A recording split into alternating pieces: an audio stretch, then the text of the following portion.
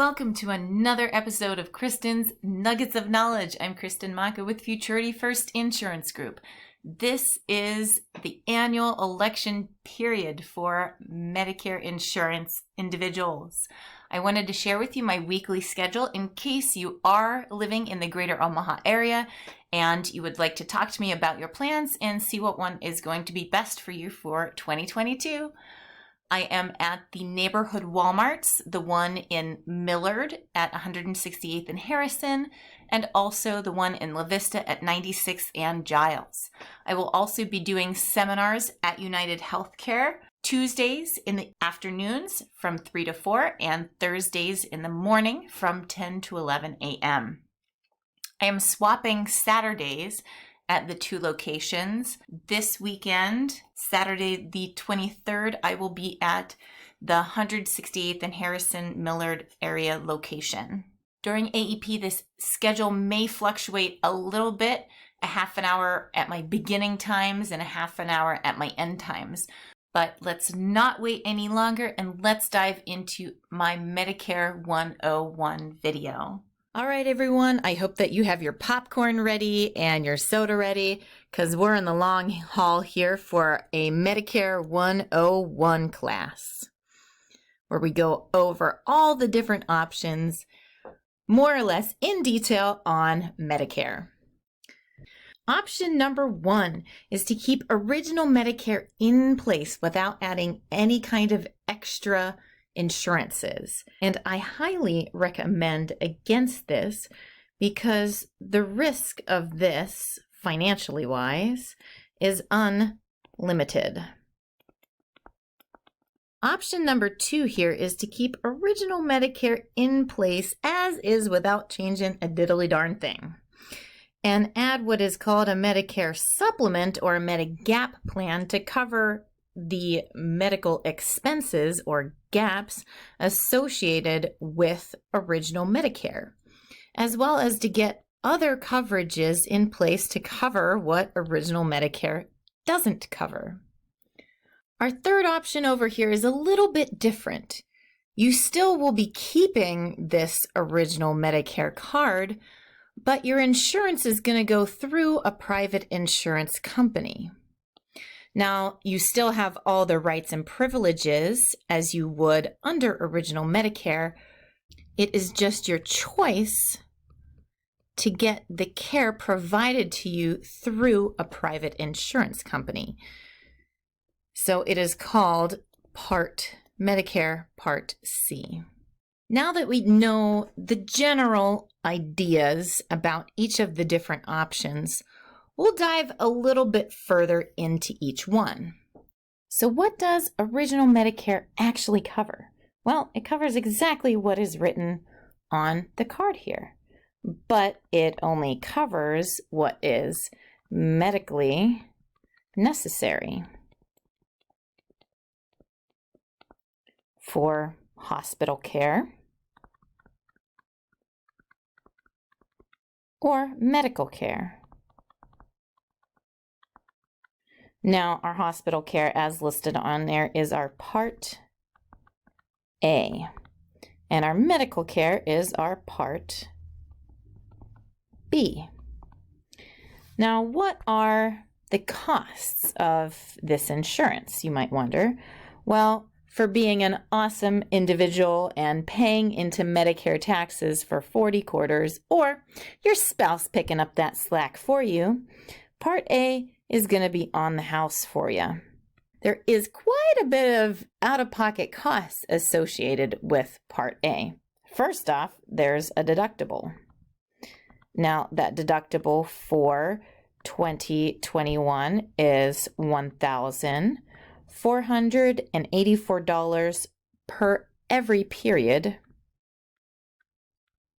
which is every 60 days.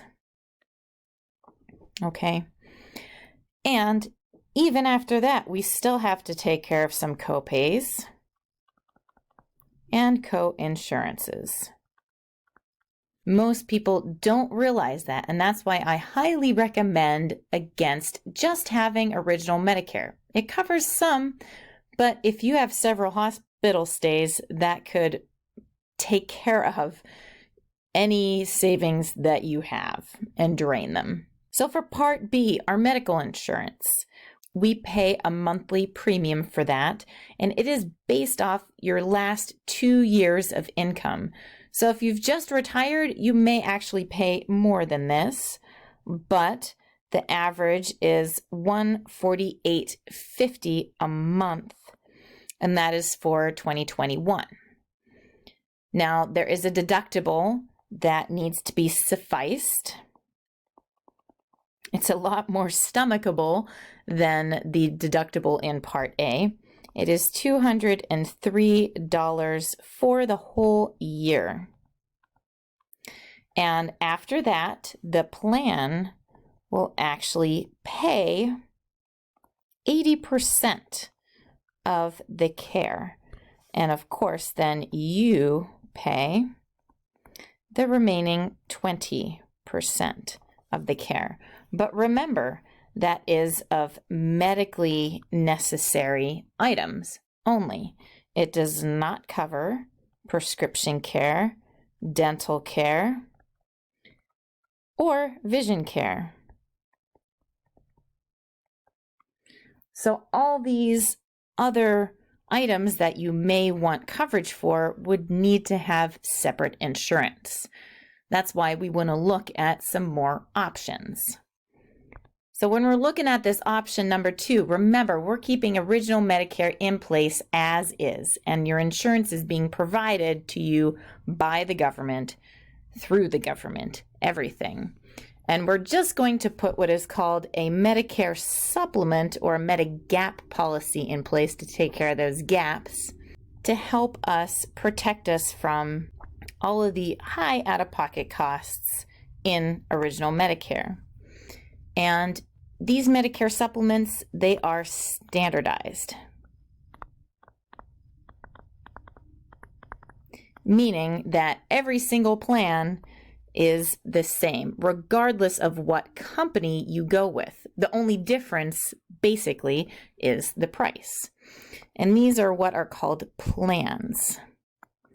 So you've got Plan G, Plan N, Plan F, which is no longer offered to those new individuals on Medicare, Plan L, and the list goes on and on. So on this option number 2, when we're looking at the costs of this side, we have to pay our Part A, our Part B, and then our plan, for these purposes, we're just going to say G.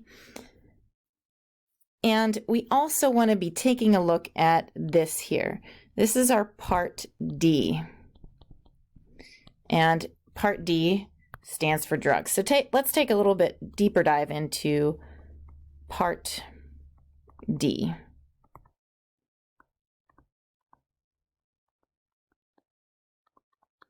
So the government wants to make sure that people have this Part D Medicare insurance in place.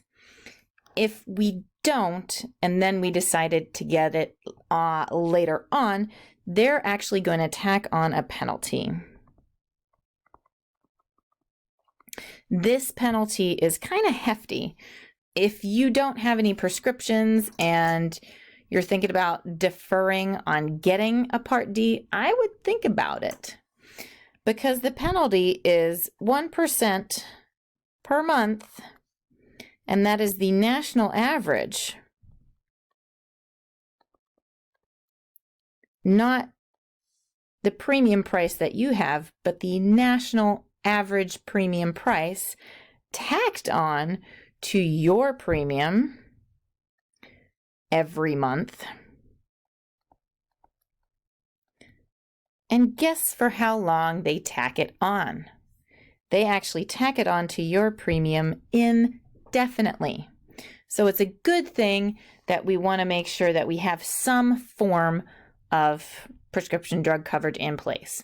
And I know in the Omaha area, there are plans that are very, very cheap, under $10 a month. So good to get something in place so that later on you don't have a crazy, ridiculous penalty attached onto your plan. Now the deductible for this, there is a deductible, but it works a little different than in Part A and Part B. Part A and Part B, you have to have that deductible sufficed anytime and every time before the coverage kicks in. On this Part D, different plans, different companies can choose to have the deductible or not. And they can choose a deductible anywhere in between 0 and the max, which is set by the government.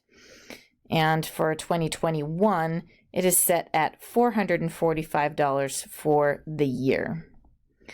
Now, this deductible can be for all prescriptions. It can be for some prescriptions. It just depends on the plan, on the company. So yes, clear as mud.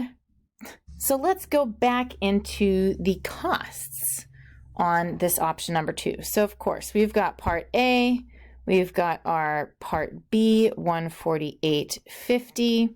We've got our Plan G. Typically, when you first get on Medicare, your premium prices for these supplements are low.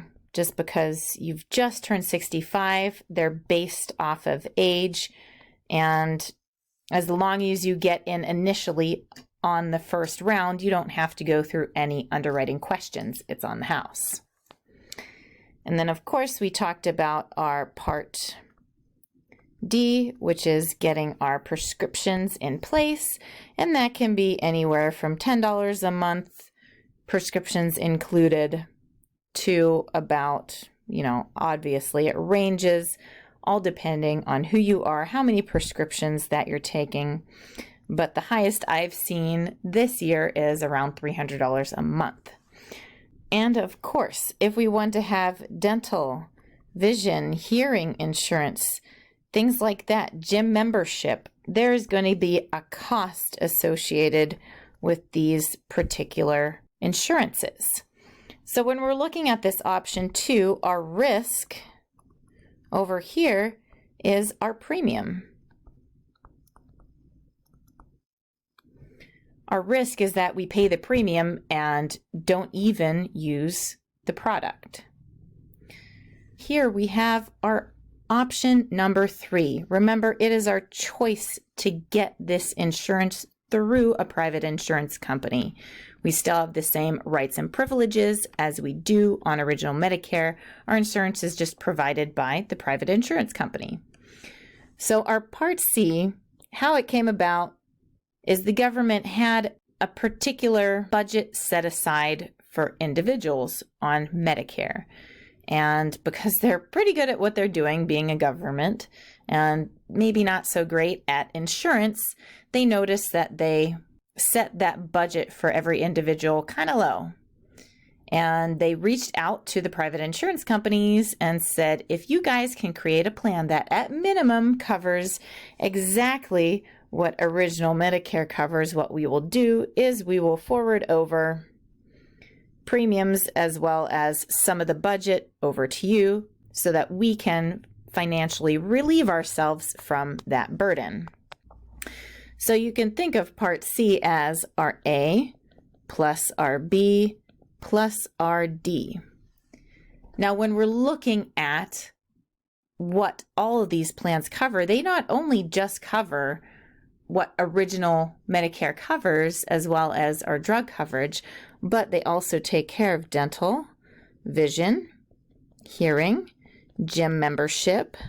There's a lot of companies out there that have over-the-counter cards, so giving you an allotment every month or every quarter to be able to utilize for over-the-counter items, things like toothbrush, toothpastes, antihistamines, things like that. These plans were designed to keep people as healthy as possible to help lower the amount of claims within the policy.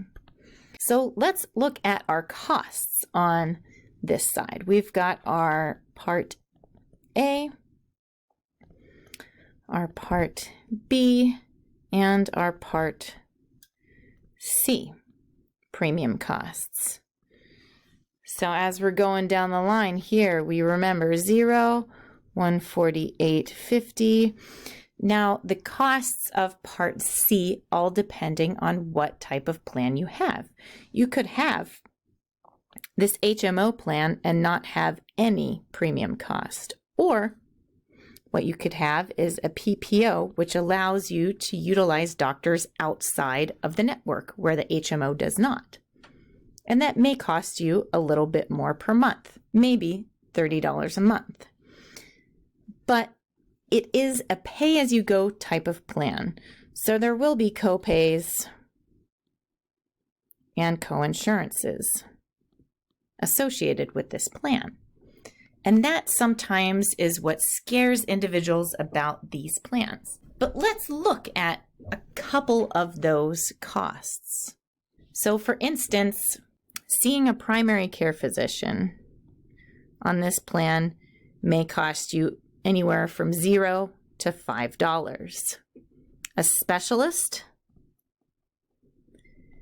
may cost you anywhere from $30 to $45. So let's put 40 there. Now this is what scares people a little bit. A hospital stay. It could cost you $400 per day of days 1 through 5. And that's where some people get a little bit hesitant about these plans. Also, if you're considered an outpatient, they could potentially charge you for labs. They could charge you for x-rays, blood work, diagnostics. So they would all be separate payments and co-pays, which is what makes people a little bit hesitant about these plans. The one thing that helps protect you against this unlimited expense over here in Original Medicare is the government put a cap on the maximum amount of money that you would spend on these medical benefits. And they call it the max out of pocket or MOOP. For 2021, they've set that MOOP out at $7,550 for the year. Now, that is kind of a high number. There are a lot of plans around here in Omaha, Nebraska that have maximum out-of-pockets that are substantially lower than that by about half.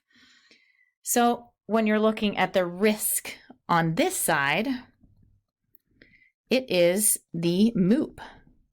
Now, if you see, there is this extra card over here. It is called Hospital Indemnity Insurance.